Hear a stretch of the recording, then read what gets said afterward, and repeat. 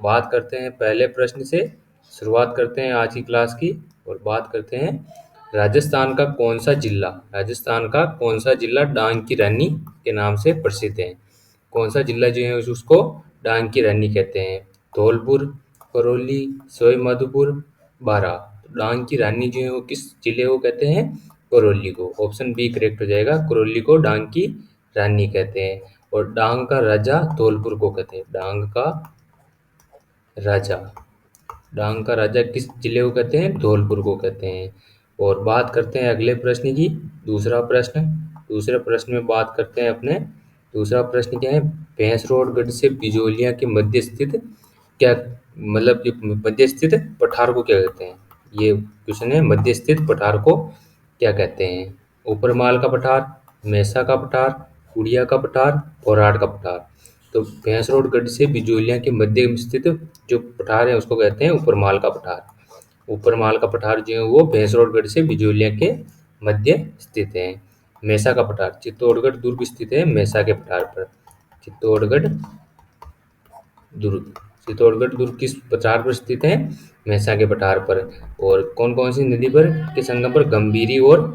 Gambhiri plus बेड़ज नदियों के संगम पर। गंभीरी और बेड़ज के संगम पर स्थित है। पोराड़ का पठार उड़िया का पठार सबसे ऊंचा पठार है। उड़िया का पठार सबसे सबसे ऊंचा पठार सबसे ऊंचा पठार है उड़िया का पठार। बात करते हैं अगले प्रश्न की। तो तीसरा प्रश्न क्या है? तीसरे प्रश्न की बात करते हैं अपने। तीसरा प्रश्न है, निम्न में से कौन सी लूणी नदी की सहायक नदी है जो कि अरावली से उत्पन्न नहीं है? चारों नदियां जो दी हुई है लूणी नदी की सहायक नदियां हैं। और उनमें से कौन सी नदी जो है वो कहाँ से उत्पन्न नहीं है? अरावली की पहाड़ियों से उत्पन्न नहीं है। चवई नदी, सुगड़ी नदी, सागी नदी, झोझड़ी नदी। तो अरावली से उत्पन्न नदी कौन सी नहीं है? झोझड़ी नदी। ऑप्शन डी करेक्ट हो जाएगा। झोझड़ी नदी जो है वो अरावली से उत्पन्न नहीं है। कहाँ से उत्पन्न है? तो ये है पांडलू नागौर से उत्पन्न है। पांडलू नागौर से उद्गम होता है इसका, ये भी याद रखना है। कई बार पूछा गया है लूणी की सहायक नदियों से प्रश्न, कई बार पूछे जाते हैं। झोझड़ी नदी जो है वो पांडलू नागौर से आती है और बाकी सब नदियां जो है अरावली से उद्गम है। और चवई नदी पाली से उद्गम है। सुगड़ी नदी भी पाली से उद्गम है। बात करते हैं नेक्स्ट प्रश्न की। अगला प्रश्न है अपना। अगला प्रश्न क्या है? किस झील का निर्माण 1891-92 के दौरान अकाल राहत कार्य हेतु करवाया गया था? कौन सी झील है जिसका निर्माण 1891-1892 के मध्य मतलब कि करवाया गया था? अकाल राहत हेतु करवाया गया था। राजसमंद झील, फतेह सागर झील, फोय सागर झील, नक्की झील। तो आप आंसर कमेंट कीजिए, तब तक बात करते हैं राजसमंद झील। राजसमंद झील का निर्माण राज सिंह द्वारा करवाया गया। महाराणा राज सिंह झील का निर्माण करवाया गया। फतेह सागर झील उदयपुर में स्थित है। कहाँ पर? उदयपुर में स्थित है। बात करते हैं फोय सागर झील। ऑप्शन सी हमारा करेक्ट आंसर हो जाएगा।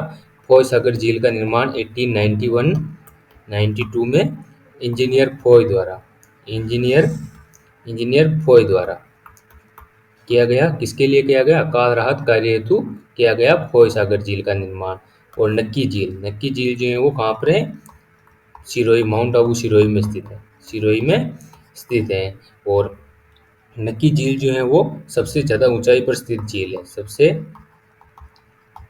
ज़्यादा ऊंचाई पर स्थित झील है। ऊंचाई पर स्थित झील है। अगला प्रश्न, पांचवा प्रश्न। तो पांचवें प्रश्न की बात करते हैं। पांचवा प्रश्न क्या है? राजस्थान की किस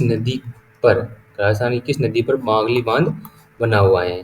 तो बांगली बांध कहाँ पर बना हुआ है ये आंसर कमेंट कीजिए। तब तक बात करते हैं बांगली बांध बांडी नदी पर, लूणी नदी पर, चवाई नदी पर, सुगड़ी नदी पर। तो बांगली बांध जो है वो किस नदी पर बना हुआ है सुगड़ी नदी पर। ऑप्शन डी करेक्ट हो जाएगा। सुगड़ी नदी जो है लूणी की सहायक नदी है। और इस पर बांगली बांध जालौर में बना हुआ है। बात करते हैं अगले प्रश्न की। अगला प्रश्न है छठा प्रश्न क्या है? तो इसरदा बांध परियोजना किन जिलों में निर्मित है? जो इसरदा बांध परियोजना है वो किन जिलों में निर्मित है? कोटा और बारां, झालावाड़ और बारां, टोंक और सवाई माधोपुर, डूंगरपुर और बांसवाड़ा। तो इसरदा बांध परियोजना जो है, इसरदा बांध परियोजना है वो किस जिले में स्थित है? कुछ जिलों की मतलब एक संयुक्त परियोजना है टोंक और सवाई माधोपुर की। ऑप्शन सी करेक्ट हो जाएगा, टोंक और सवाई माधोपुर की संयुक्त परियोजना है इसरदा बांध परियोजना। और इसरदा बांध पूछ ले, इसरदा इसरदा बांध, ओनली इसरदा बांध पूछ ले तो वो कहाँ पर है? सवाई सवाई माधोपुर में। किस नदी पर है? बनास नदी पर। सवाई माधोपुर में बनास नदी पर इसरदा बांध बना हुआ है। अगला प्रश्न, सातवां प्रश्न। सातवां प्रश्न क्या है? सातवें प्रश्न की बात करते हैं। सातवां प्रश्न है, कोपेन की जलवायु वर्गीकरण का आधार माना जाता है। जो कोपेन का जलवायु वर्गीकरण है उसका आधार क्या माना जाता है? वनस्पति, तापमान, वर्षा, वायुदाब। तो कोपेन की जलवायु वर्गीकरण का आधार कौन सा माना जाता है? वनस्पति। ऑप्शन ए करेक्ट हो जाएगा।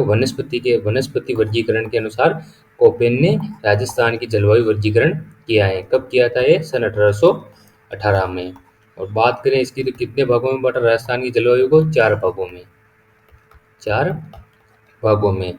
कौन कौन सी है उनकी बात करें तो फर्स्ट है AW, दूसरी है CWG, दूसरी CWG ले लेते हैं। तीसरी है BSHW, तीसरी है BSHW और चौथी है BWHW। तो ये हो गई हमारी 4 भागों में बांटी गई कोपेन के अनुसार जलवायु वर्गीकरण। अगला प्रश्न, आठवां प्रश्न।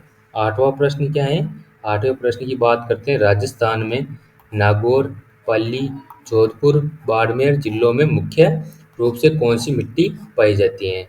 कौन सी मिट्टी जो है पाई जाती है? नागौर, पाली, जोधपुर, बाड़मेर जिलों में होती है, यानी कि मरुस्थल मरुस्थल साइड पर कौन सी मिट्टी पाई जाती है? काली मृदा, लाल मृदा, लाल पीली मृदा, ब्लू मृदा। कौन सी मृदा? ऑप्शन डी करेक्ट हो जाएगा, ब्लू मृदा। यहाँ पर मरुस्थली मृदा, मरुस्थली मरुस्थली मृदा जो है वो कहाँ पर पाई जाती है?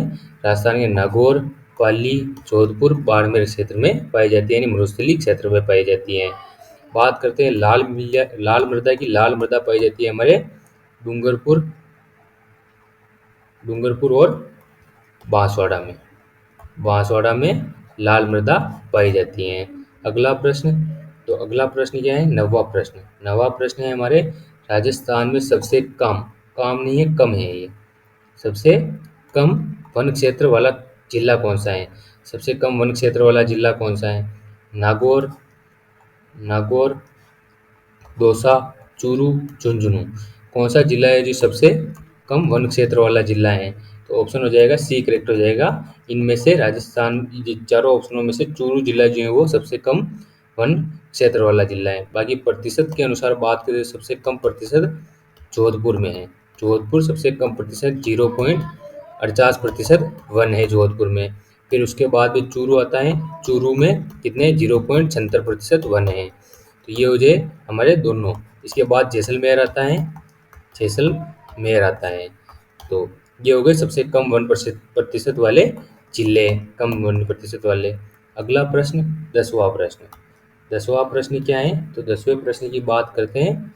राजस्थान का राजस्थान का सबसे पहला राष्ट्रीय उद्यान कौन सा है? राजस्थान का सबसे पहला राष्ट्रीय उद्यान, रणथंभौर राष्ट्रीय उद्यान, केवला देवी राष्ट्रीय उद्यान, सरिस्का राष्ट्रीय उद्यान या फिर मुकुंदरा हिल्स राष्ट्रीय उद्यान। तो सबसे पहला राष्ट्रीय, सबसे मतलब कि प्रथम राष्ट्रीय उद्यान कौन सा है? तो ये हो जाएगा हमारे प्रथम राष्ट्रीय उद्यान रणथंभौर राष्ट्रीय उद्यान। ऑप्शन ए करेक्ट हो जाएगा, रणथंभौर। और सबसे लास्ट वाला राष्ट्रीय उद्यान कौन सा है? तो मुकुंदरा हिल्स। मुकुंदरा हिल्स कहाँ पर है? कोटा जिले में, कोटा जिले में स्थित है। बात करते हैं तो केवला देवी वन्यजीव अभ्यारण्य, ये कहाँ पर स्थित है? सवाई माधोपुर में, सवाई माधोपुर में स्थित है। अगले प्रश्न की बात करते हैं तो 11वां प्रश्न। 11वां प्रश्न क्या है? 11वां प्रश्न है, राजस्थान में सब्जी उत्कृष्टता केंद्र कहाँ स्थित है? राजस्थान में सब्जी उत्कृष्टता केंद्र कहाँ स्थित है? उदयपुर में, बूंदी में, कोटा में, झालावाड़ में। तो सब्जी उत्कृष्टता केंद्र कहाँ पर स्थित है? बूंदी में। ऑप्शन बी करेक्ट हो जाएगा, बूंदी में स्थित है सब्जी उत्कृष्टता केंद्र। बाकी संतरों के लिए फेमस, संतरों के लिए प्रसिद्ध है झालावाड़, संतरों के लिए प्रसिद्ध। इसे राजस्थान का छोटा नागपुर कहते हैं। राजस्थान का छोटा नागपुर, छोटा नागपुर कहते हैं। बात करते हैं अगले प्रश्न की, 12वां प्रश्न। 12वां प्रश्न क्या है? तो नाथरा की पाल खान किस जिले में अवस्थित है? नाथरा की पाल जो खान है किसकी खान है? आंसर कमेंट कीजिए किसकी खान है। तब तक बात करते हैं इसकी, सलूम्बर में, शाहपुरा में, उदयपुर में, चित्तौड़गढ़ में। नाथरा की पाल जो है वो कहाँ पर स्थित है? उदयपुर में। ऑप्शन सी करेक्ट हो जाएगा, उदयपुर में स्थित है नाथरा की पाल। और किसकी खान है? लौह अयस्क की। लौह अयस्क की प्रमुख खान है। और इसके अलावा बात करें सीसा जस्ता, सीसा जस्ता, नाथरा की पाल पर सीसा जस्ता भी खान है।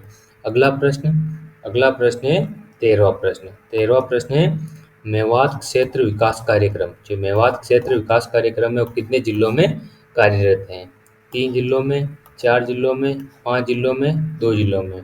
कितने जिलों में कार्यरत है मेवात क्षेत्र विकास कार्यक्रम? 2 जिलों में। ऑप्शन डी करेक्ट हो जाएगा, 2 जिलों में मेवात क्षेत्र कार्यक्रम अवस्थित है। कौन कौन से 2 जिले हैं? तो इनकी बात करते हैं, एक तो अलवर, एक भरतपुर। दोनों जिलों में जो है मेवात क्षेत्र विकास कार्यक्रम कार्यरत हैं। अगला प्रश्न 14वां प्रश्न। 14वां प्रश्न क्या है? तो 14वां प्रश्न है अपना, 14वें प्रश्न की बात करते हैं। 14वां प्रश्न है विश्व पर्यटन दिवस कब मनाया जाता है? जो विश्व पर्यटन दिवस है वो कब मनाया जाता है? 27 सितंबर, 8 मई, 25 दिसंबर, 10 जून।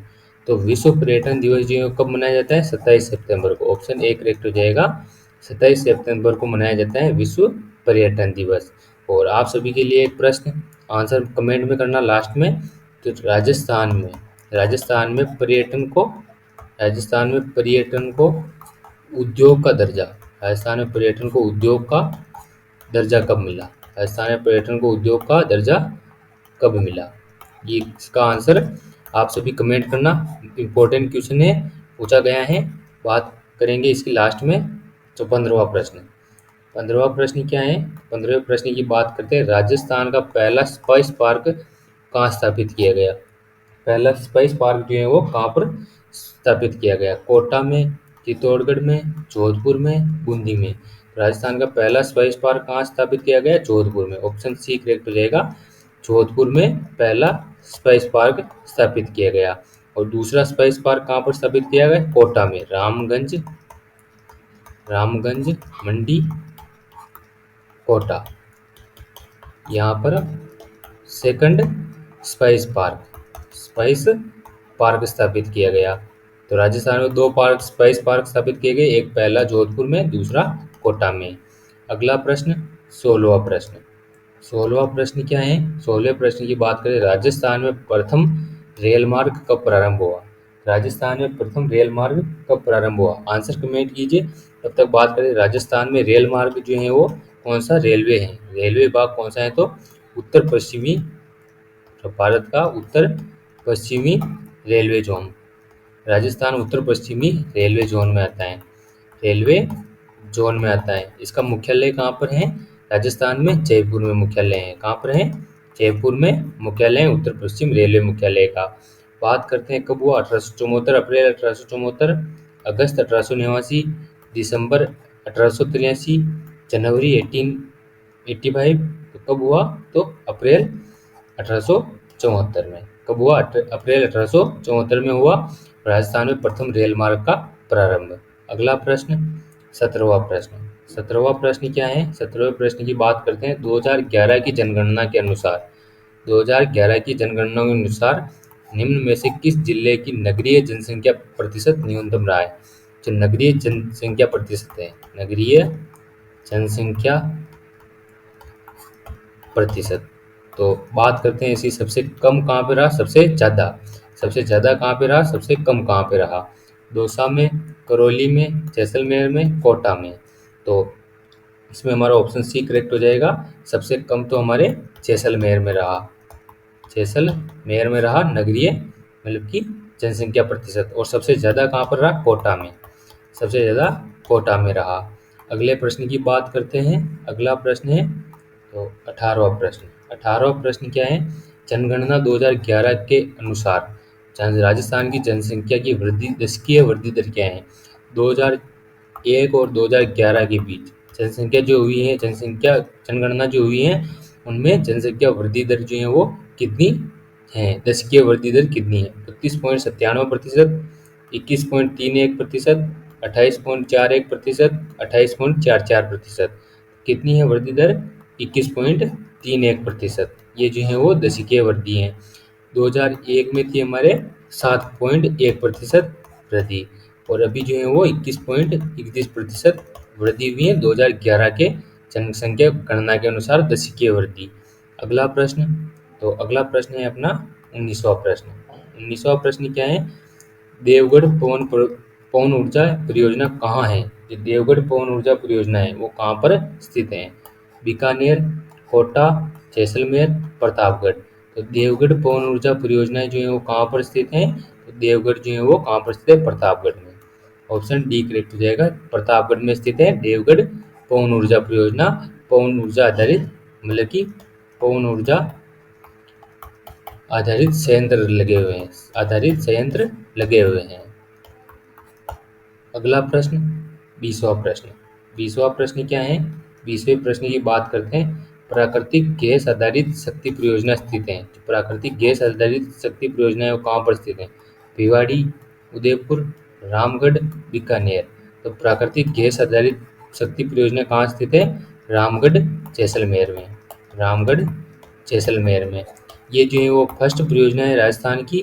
इसके अलावा बात करें, फर्स्ट परियोजना है राजस्थान की, राजस्थान द्वारा स्थापित प्रथम परियोजना है। अगला प्रश्न, अगला प्रश्न है 21वां प्रश्न। 21वां प्रश्न क्या है? औरंगजेब ने बुलंद दरवाजे का निर्माण किस दुर्ग में करवाया?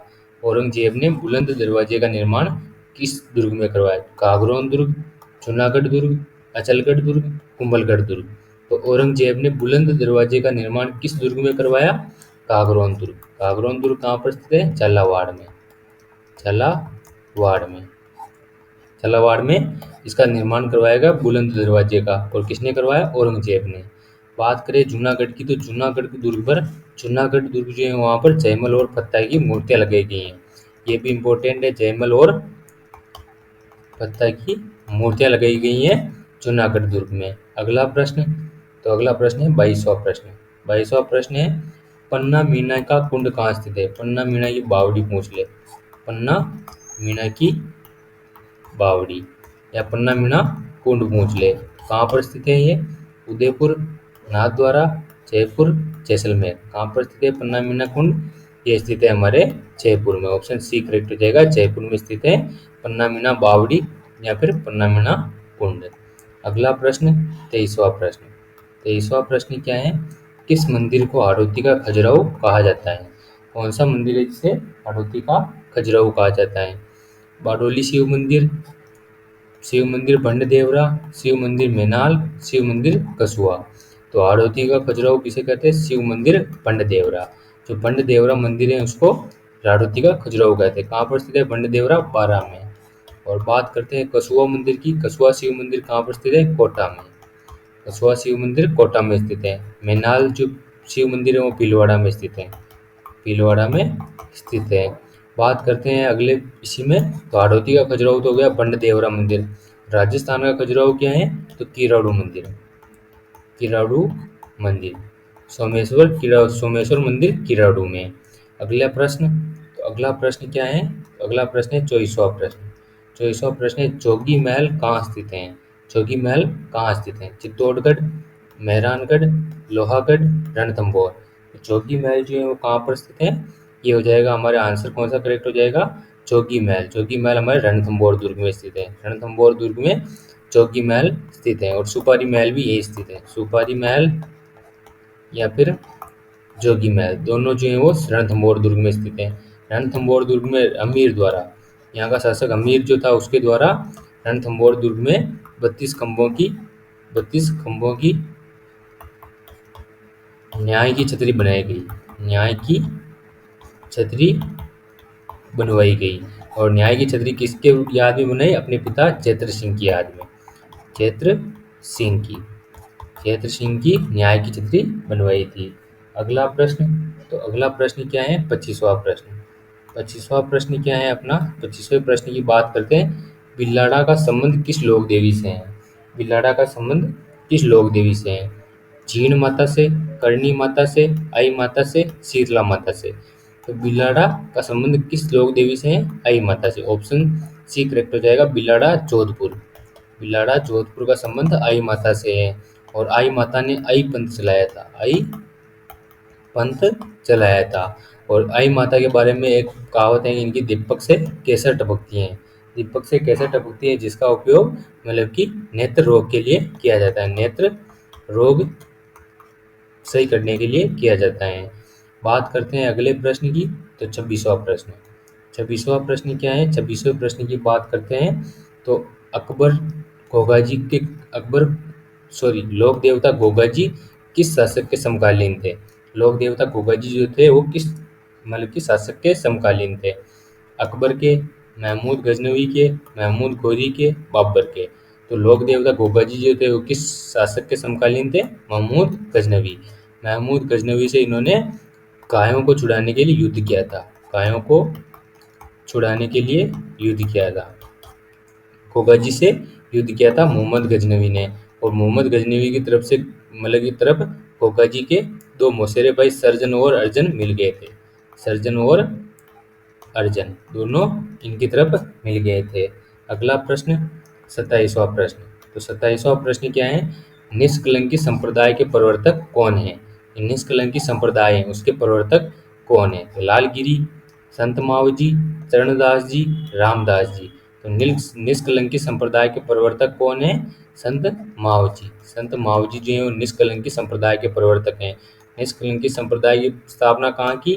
बेणेश्वर धाम, बेणेश्वर धाम, नवाटापुरा, डूंगरपुर में, डूंगरपुर में। अगले प्रश्न की बात करें इसी में तो संत लालगिरी ने अलखिया संप्रदाय चलाया था। ये भी इम्पोर्टेंट है, अलखिया संप्रदाय चलाया था।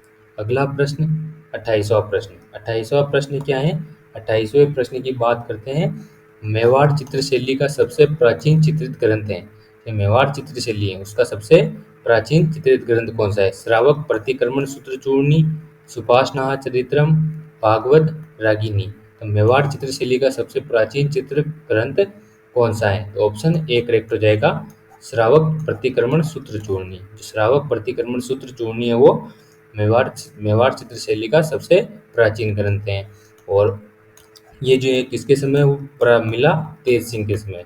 तेज सिंह के समय, तेज सिंह के समय मिला। कब मिला? 1243 में, 1243 में मिला तेज सिंह के समय। और श्रावक प्रतिक्रमण सूत्रचूर्णी फर्स्ट चित्रित ग्रंथ है। सुपाषनाह चरित्रम जो सेकंड मेवाड़ का सेकंड चित्रित ग्रंथ है। मेवाड़ का सेकंड चित्रित ग्रंथ है जो कि किसके समय मिला? महाराणा मोकल के समय, महाराणा मोकल के समय मिला। अगले प्रश्न की बात करते हैं 29वां प्रश्न। 29वां प्रश्न क्या है?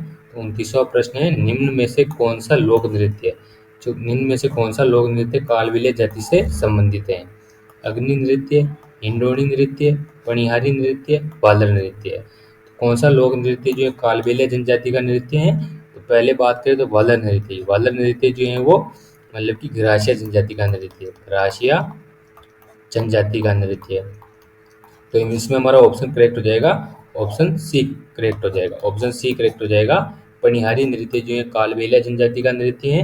इसके अलावा इंडोनी नृत्य, इंडोनी, पनिहारी और कौन सा? बांगड़िया, बांगड़िया और कौन सा एक नृत्य कौन सा? सांकरिया नृत्य, सांकरिया नृत्य। ये चारों नृत्य जो है वो कालबेलिया जाति के प्रसिद्ध नृत्य हैं। और कालबेलिया जाति की प्रसिद्ध नृत्यांगना कौन है? तो कालबेलिया जाति की प्रसिद्ध नृत्यांगना है गुलाबो। गुलाबो जो है प्रसिद्ध नृत्यांगना है कालबेलिया जाति की। अगला प्रश्न 30वां प्रश्न। 30वां प्रश्न क्या है? अली बख्शी ख्याल राजस्थान के कौन से क्षेत्र में किया जाता है? अली बख्शी ख्याल जो है राजस्थान के कौन से क्षेत्र में किया जाता है? कोटा, चित्तौड़गढ़, अलवर, भरतपुर। अली बख्शी ख्याल जो है वो किस क्षेत्र में किया जाता है? अलवर क्षेत्र में। ऑप्शन सी करेक्ट हो जाएगा, अलवर क्षेत्र में किया जाता है अली बख्शी ख्याल। और अली बख्श जी, राव अली बख्श जी इसके प्रमुख मतलब कि कलाकार हैं अली बख्शी ख्याल के। तो 29वां प्रश्न है अपना निम्न में से कौन सा सुशिर वाद्य यंत्र है? रावण हत्था, जंतर, सूरमंडल, सतारा। तो सुशिर वाद्य यंत्र की बात हो रही है। सुशिर वाद्य यंत्र कौन सा है? सतारा। ऑप्शन डी करेक्ट हो जाएगा। सतारा जो है वो एक सुशिर वाद्य यंत्र है। अगला प्रश्न 32वां प्रश्न। 32वां प्रश्न क्या है? 32वां प्रश्न है, और सुशिर वाद्य यंत्र के बारे में बता दूं, सुशिर वाद्य यंत्र जो है वो मुंह से मतलब कि फूंक दे के बजाया जाता है। मुंह से फूंक देकर बजाया जाता है। यह आपको ध्यान रखना है सुशिर वाद्य यंत्र के बारे में। सुशिर वाद्य यंत्र। इसके बाद बात करते हैं अगले प्रश्न की। 32वां प्रश्न। प्रसिद्ध गधों का मेला कहाँ लगता है? जो गधों का मेला है वो कहाँ लगता है? दौसा में, जयपुर में, अलवर में, भरतपुर में। तो प्रसिद्ध गधों का मेला कहाँ पर लगता है? जयपुर में। ऑप्शन बी करेक्ट हो जाएगा। जयपुर में लगता है, लूणियावास। लूणियावास में लगता है। और गधों का सबसे बड़ा मेला लगता है जयपुर में। इसके अलावा गधों का मेला कहीं पर नहीं लगता। नेक्स्ट प्रश्न 33वां प्रश्न। 33वां प्रश्न है अपना, राजस्थान के किस क्षेत्र में पत्थर मार होली प्रसिद्ध है? पत्थर मार होली जो है वो किस क्षेत्र की प्रसिद्ध है? भीलवाड़ा, ब्यावर, सवाई माधोपुर, बाड़मेर। तो कहाँ की प्रसिद्ध है पत्थर मार Holi? Beawar. Option B correct हो जाएगा, ब्यावर की प्रसिद्ध है। अगला प्रश्न। तो अगले प्रश्न की बात करते हैं अपना। नेक्स्ट प्रश्न है, किस वर्ष में राजस्थान में पहली हस्तशिल्प नीति जारी की गई थी? तो हस्तशिल्प नीति कब जारी की गई थी, इसके बारे में पूछा है। 2018, 2019, 2021, 2022। तो पहली हस्तशिल्प नीति कब आई थी? 2022। 27 सितंबर 2022 को पहली हस्तशिल्प नीति आई थी। सॉरी, 17 सितंबर 2022 को पहली हस्तशिल्प नीति आई थी, जिसमें हस्तशिल्प मतलब कि हस्तशिल्प बोर्ड, जो हस्तशिल्प का संस्थान है वो जोधपुर में बनाए जाने की मतलब घोषणा की गई है। और इसके साथ ही एक एमएसएमई नीति आई थी। एमएसएमई नीति आई थी उद्योग से संबंधित। पहले हस्तशिल्प नीति कब आई थी? 2022 में जारी की गई थी। ये आपको याद रखना है। नेक्स्ट प्रश्न 35वां प्रश्न। 35वां प्रश्न क्या है? रतवई लोकगीत किस क्षेत्र में गाया जाता है? जो रतवई लोकगीत है वो किस क्षेत्र में गाया जाता है? मेवाड़, मारवाड़, हाड़ौती, मेवात। तो रतवई लोकगीत है वो किस क्षेत्र में गाया जाता है? तो ये गाया जाता है हमारे अलवर भरतपुर साइड पर, अलवर भरतपुर में। और बात करें इसकी, तो कौन सी जाति की लोग महिलाएं गाती हैं? मेव जाति की महिलाएं गाती हैं रतवई लोकगीत। इसकी बात करें तो ये किस क्षेत्र का हो जाएगा? मेवात क्षेत्र का। ऑप्शन डी करेक्ट हो जाएगा। मेवात क्षेत्र का गीत है रतवई लोकगीत। अगला प्रश्न 36वां प्रश्न। 36वां प्रश्न क्या है? 36वें प्रश्न की बात करें, राजस्थान स्कूल ऑफ आर्ट्स की स्थापना किसने की? जो राजस्थान स्कूल ऑफ आर्ट्स है उसकी स्थापना किसने की? माधो सिंह, मान सिंह, मिर्जा राजा जय सिंह, सवाई राम सिंह द्वितीय। तो राजस्थान स्कूल ऑफ आर्ट्स की स्थापना किसने की? सवाई राम सिंह द्वितीय ने। सवाई राम सिंह द्वितीय ने महाराजा जो राजस्थान स्कूल ऑफ आर्ट्स है उसकी स्थापना की थी। नेक्स्ट प्रश्न 37वां प्रश्न। तो 37वां प्रश्न क्या है? 37वें प्रश्न की बात करें, राजस्थानी संस्कृति में ओलिंदी क्या है? ये क्या है? ओलिंदी। ओलिंदी क्या है? तो बात करते हैं, एक विवाह का प्रकार, एक बेसिक खेल, नववधु के साथ जाने वाली लड़की, या राजस्थानी लोकगीत। तो राजस्थानी जो संस्कृति है उसमें ओलिंदी क्या है? ऑप्शन सी करेक्ट हो जाएगा। नववधु के साथ जाने वाली लड़की जो होती है वो ओलिंदी कहलाती है। नववधु के साथ जो लड़की जाती है, पहली बार नववधु ससुराल जाती है उस समय उसके साथ जो लड़की जाती है उसे ओलिंदी कहा जाता है। अगला प्रश्न 38वां प्रश्न। 38वां प्रश्न क्या है?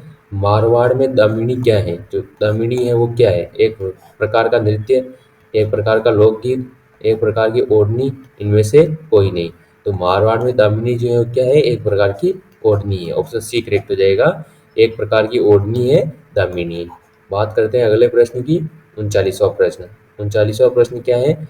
39वां प्रश्न है अपना, घोघरू आभूषण कहाँ पहना जाता है? जो घोघरू आभूषण है वो कहाँ पहना जाता है? अंगुली में, नाक में, माथे पर, कलाई पर। तो घोघरू आभूषण कलाई में पहना जाता है। ऑप्शन डी करेक्ट हो जाएगा। घोघरू जो आभूषण है वो हाथ की कलाई पर पहना जाता है।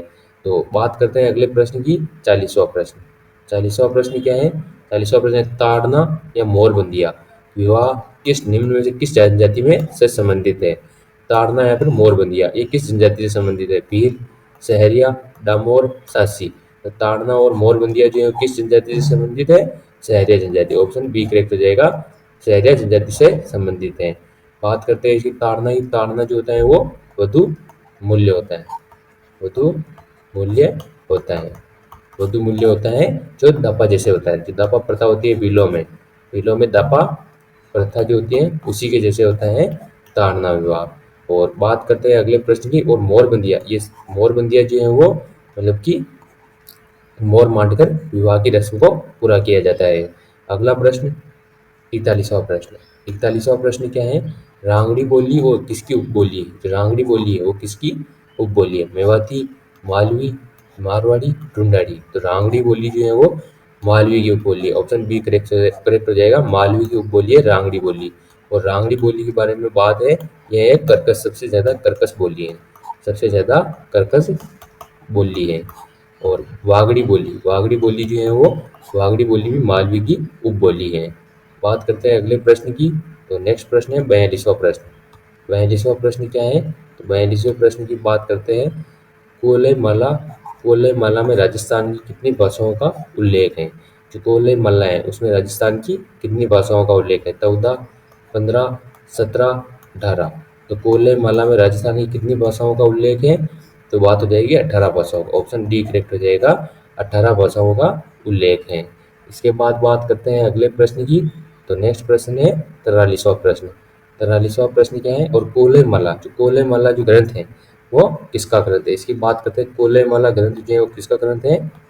तो बात करें कोलेमाला ग्रंथ उद्योतन सूरी का ग्रंथ है, उद्योतन सूरी का ग्रंथ है, उद्योतन सूरी का ग्रंथ है कोलेमाला। अगले प्रश्न की बात करते हैं 44वां प्रश्न। तो 44वां प्रश्न क्या है? 44वां प्रश्न क्या है? गणेश्वर सभ्यता किस काल की से संबंधित है? जो गणेश्वर सभ्यता है वो किस काल से संबंधित है? हड़प्पा काल से, लोह युग से, ताम्र युग से, पूरा पाषाण से। तो गणेश्वर सभ्यता जो है वो किस काल से संबंधित है? ताम्र युग से। ऑप्शन सी करेक्ट हो जाएगा, ताम्र युग से संबंधित है गणेश्वर सभ्यता। और बात करें गणेश्वर सभ्यता की किस नदी के किनारे? कांतली नदी के किनारे, कांतली नदी के किनारे, कांतली नदी के किनारे है गणेश्वर सभ्यता। इसकी और बात करें तो ये किस जिले में? नीम का थाना में, नीम का थाना में, नीम का थाना जिले में स्थित है। बात करते हैं इसकी। तो इसे ताम्रयुगीन सभ्यताओं की जननी कहते हैं, ताम्रयुगीन सभ्यताओं की जननी कहते हैं। क्या कहते हैं? ताम्रयुगीन सभ्यताओं की जननी कहते हैं। अगला प्रश्न 45वां प्रश्न। 45वां प्रश्न क्या है? 45वां प्रश्न किससे किसे महाराणा प्रताप का अग्रगामी कहा जाता है? किसे महाराणा प्रताप का अग्रगामी कहा जाता है? मालदेव, उदा चंद्रसेन, मोटा राजा उदय सिंह, राज सिंह। तो किसे महाराणा प्रताप का अग्रगामी कहा जाता है? चंद्रसेन को। राज उदा चंद्रसेन ने राव चंद्रसेन को, राव चंद्रसेन को महाराणा प्रताप का अग्रगामी या मारवाड़ का भूला बिसरा राजा कहा जाता है, भूला बिसरा राजा कहा जाता है, मारवाड़ का भूला बिसरा राजा कहा जाता है। अगला प्रश्न 45वां प्रश्न। 45वें प्रश्न की बात करते हैं। जहांगीर ने दल थंबन की उपाधि किसे दी थी? जहांगीर जो था उसने दल थंबन की उपाधि किसे दी थी? राज सिंह को, अमर सिंह को, गज सिंह को और राय सिंह को। राय सिंह जो राय जहांगीर था उसने दल थंबन की उपाधि किसे दी थी? तो बात हो जाएगी दल थंबन की उपाधि दी थी गज सिंह को। ऑप्शन सी करेक्ट हो जाएगा, गज सिंह को दल थंबन की उपाधि दी थी।